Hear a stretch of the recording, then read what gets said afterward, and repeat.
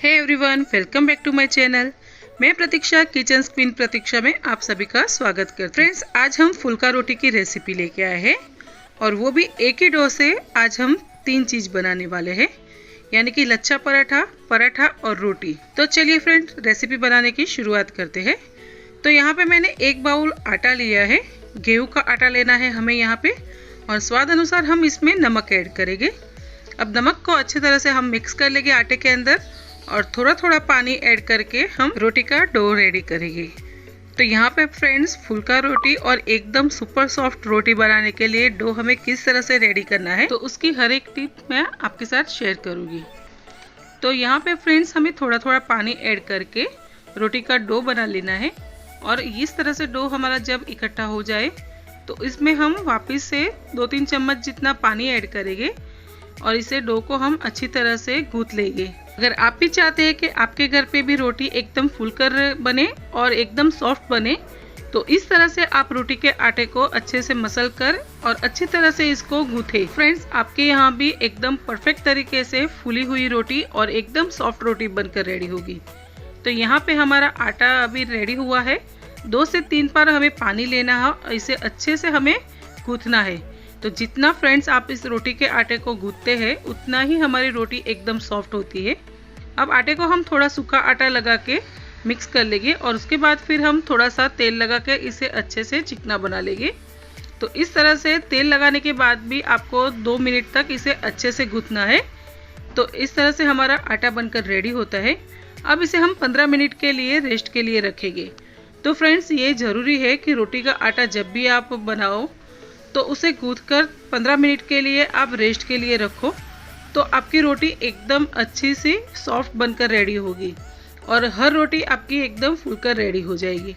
तो यहाँ पे आप देख सकते हैं कि रोटी का आटा हमारा परफेक्ट तरह से रेडी हो चुका है और इसे हमें फिर से एक बार मसल लेना है ताकि हमारा आटा एकदम चिकना बनकर रेडी हो जाए। तो यहाँ पे आटा रेडी हो चुका है। तो अब इसके हम छोटे छोटे बॉल्स बना लेंगे रोटी के लिए।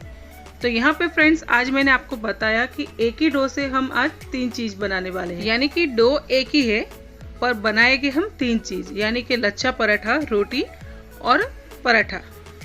तो यहाँ पे आप देख सकते हैं कि किस तरह से हमारा डो रेडी हो चुका है और इसी डो से 3 चीज हम कैसे बनाएंगे। तो रोटी के लिए हमने बॉल्स बना लिए हैं। अब यहाँ पे मैं पराठे के लिए बॉल्स बनाऊंगी। तो फ्रेंड्स, इसकी साइज छोटी बड़ी रहती है, बाकी डो सेम ही रहता है। तो अब हम लच्छा पराठे के लिए बॉल्स बना लेंगे। तो लच्छा पराठा जो हम बनाते हैं उसके लिए हमें पेड़ा बड़ा लेना है। तो इसी तरह से हमने तीनों बॉल्स को बनाकर रेडी कर लिया है और अब हम रोटी बनाने की शुरुआत करेंगे। तो यहाँ पे रोटी बनाने के लिए हमने सूखा आटा ले लिया है। अब हमने यहाँ पे रोटी बेलने के लिए आटे का पेड़ा ले लिया है। तो इसको हमें सूखे आटे के अंदर लपेटना है और फिर इसे अच्छे से हम बेल लेंगे। तो फ्रेंड्स, जब भी आप रोटी बेलते हो तो आपका हाथ है वो हल्के हाथ से बेलन को घुमाना रहता है। तो जैसे जैसे आप रोटी बेलोगे, रोटी अपने आप ही घूमती रहेगी और सभी जगह से एक समान बेलकर रेडी हो जाएगी। अगर हम वजन देके रोटी को बेलते हैं तो रोटी हमारी चिपक जाती है और इवनली बेलकर रेडी नहीं होती, तो इसीलिए हमारी रोटी भी फूलती नहीं है। तो ये ट्रिक आप ज़रूर से ट्राई कीजिए। अब यहाँ पे हम तवे पे रोटी को सेक लेते हैं। तो एक जगह से हमें पहले थोड़ा सा ही सेकना है और दूसरी साइड हमें परफेक्ट सेकना है। तो दूसरी साइड जब हमारी रोटी सेक जाती है तो चिमटे की मदद से रोटी को लेकर अब हम गैस के ऊपर इसे फूला लेते हैं। और आप देख सकते हैं कि किस तरह से हमारी रोटी एकदम परफेक्ट तरीके से फूलकर रेडी होती है। तो ये 2-3 चीज़ आप ध्यान में रखोगे तो आपके यहाँ भी रोटी एकदम सॉफ्ट और फूली फूली बनेगी।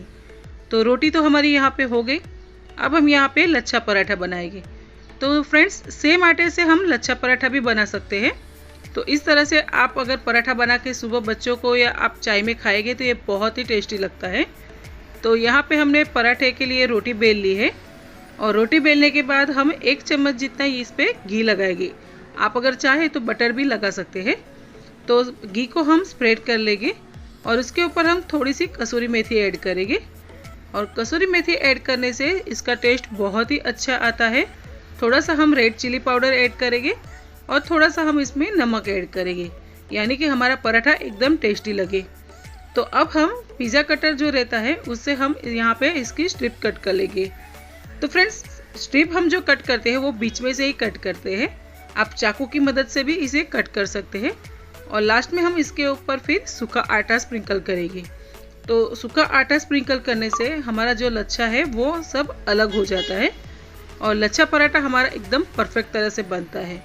तो इस तरह से हम ये मेथड को करेंगे और उसके बाद फिर सारे लच्छे को एक समान इकट्ठा कर लेंगे। और इकट्ठा करने से फिर हमें थोड़ा सा पराठा खींचना है और उसके बाद इसे राउंड करके हमें इसकी लोई बना लेनी है। तो देखा ना आपने कि लच्छा पराठा बनाना कितना आसान है। अब इसे हम हल्के हाथ से बेल लेना है। तो यहाँ पे हमारा पराठे के लिए लोई बनकर रेडी हो चुकी है, यानी कि पेड़ा बनकर रेडी हो चुका है। तो इसके ऊपर भी हम थोड़ा सा सूखा आटा लगा लेंगे और इसे भी सेम प्रोसेस से हम हल्के हाथ से बेलकर रेडी कर लेंगे। तो इसी तरह से हम पराठे को भी बेलकर रेडी कर लेते हैं। और फ्रेंड्स अभी आप देख रहे हो, पर जब भी ये बनेगा उसके बाद इसके सारे लच्छे अलग होते हैं। तो अगर आप भी जब भी लच्छा पराठा खाने का मन करे तो आप भी इस तरह से इसे बना सकते हैं। ये गर्मा गर्म चाय के साथ भी अच्छा लगता है और आप इसे लंच या डिनर में भी खा सकते हैं। तो एकदम टेस्टी हमारा लच्छा पराठा बेलकर रेडी हो चुका है। तो अब इसे हम तवे पे सेक लेते हैं। तो जब तक यहाँ पे हमारा लच्छा पराठा सिकता है तब तक हम साइड में पराठा भी बेल लेते हैं। तो आप देख सकते हैं कि सेम प्रोसेस से हमें सूखा आटा लगा लेना है और इसकी हमें रोटी बनाकर रेडी करनी है। तो यहाँ पे हम पराठे को बेल लेते हैं और यहाँ पे अब हम गोल रोटी बेलकर रेडी कर लेते हैं और उसके ऊपर हम तेल लगा लेंगे। तो पूरी रोटी पे हमें तेल लगा लेना है। आप घी भी इसमें स्प्रेड कर सकते हैं और फिर सूखा आटा हमें इसके ऊपर स्प्रेड करना है। तो इसी तरह से इसे हम हाफ फोल्ड करेंगे और वापस से हम तेल इसके ऊपर लगाकर सूखा आटा लगा लेते हैं। तो यहाँ पे हमने देखा कि त्रिकोण आकार का हम पराठा बना रहे हैं। तो 2 बार हमें इसे फोल्ड करना है और फिर तीनों साइड से हमें इसे अच्छे से बेल लेना है। तो हमारा त्रिकोण पराठा बनकर भी यहाँ पे रेडी हो जाता है। तो फ्रेंड्स एकदम आसान है पराठा, लच्छा पराठा और रोटी बनाना। अभी ये 3 चीज़ हम लोग के लिए डेली रूटीन में खाने के लिए रहती है, तो ये बनाना तो हमें ज़रूरी है।